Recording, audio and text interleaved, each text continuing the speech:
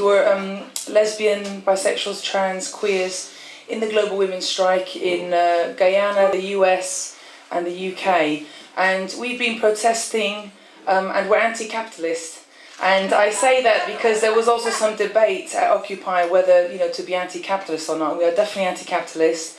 And we have protested against the queer elite of the 1%, which finds, for example, members of the government, of the UK government, openly gay and able to be gay because we, as the queer movement, over centuries have fought for equality, fought against discrimination, and they've been able to get into those positions of power. And then, for example, warmongering and organise and vote for occupation and occupation, for example, in Iraq and Afghanistan, sometimes in defence, using the defence that they're going to protect LGBTQ people, women. These were all used in propaganda by the government, the Tory government and the Labour government here when going to war.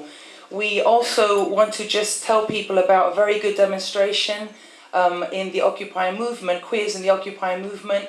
Occupy Los Angeles Queer Affinity Group, which includes different community groups, which Margaret sent forwarded to us, protested at the Human Rights Campaign that Goldman Sachs CEO and Lloyd Blankfein were being put forward in a fundraising gala, and there was a big protest.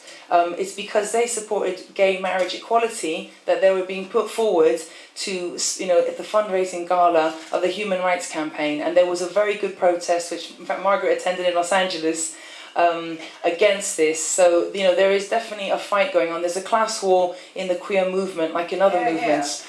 And other examples, for example, is the pinkwashing, following on from what Yael was saying. In Israel, the Israeli state is really using the LGBT movement and the fact that, if you're white and Israeli, you can go to the club scene, you can be openly gay, while, bombing and murdering Palestinian queer people, obviously everyone, but including Palestinian queer people. And we really are supporting, queer Palestinians and non-queer, everyone in Palestine, against the occupation, against the genocide. And we've protested this pinkwashing of this genocide and the Israeli state. Along with Payday, we protested a LGBT conference being held there. They're trying to show how liberal they are. We also support the queer Israeli refuseniks. A young queer woman recently openly went to prison because she's refusing to go and fight in the Israeli army in Palestine. So really, there's some people who are going against the state. Another protest that we've done is we've gone to meetings and really followed the NGOs, for example, like Stonewall, who have trained the Home Office, which is the government body here, who deports lesbian and gay, bisexual, transgender, asylum seekers back to torture and death. And they have been getting training, the government has been getting training from Stonewall on deciding who is really gay. Okay? And we heard them, we were right there. Crystal from Black Women's Rape Action Project, myself, we all went down there, we saw it, we spoke out with other LGBT groups, some others, mainly people of colour in fact, but we all spoke out against them and cussed them out and told them they were collaborating, sending people back to torture and death.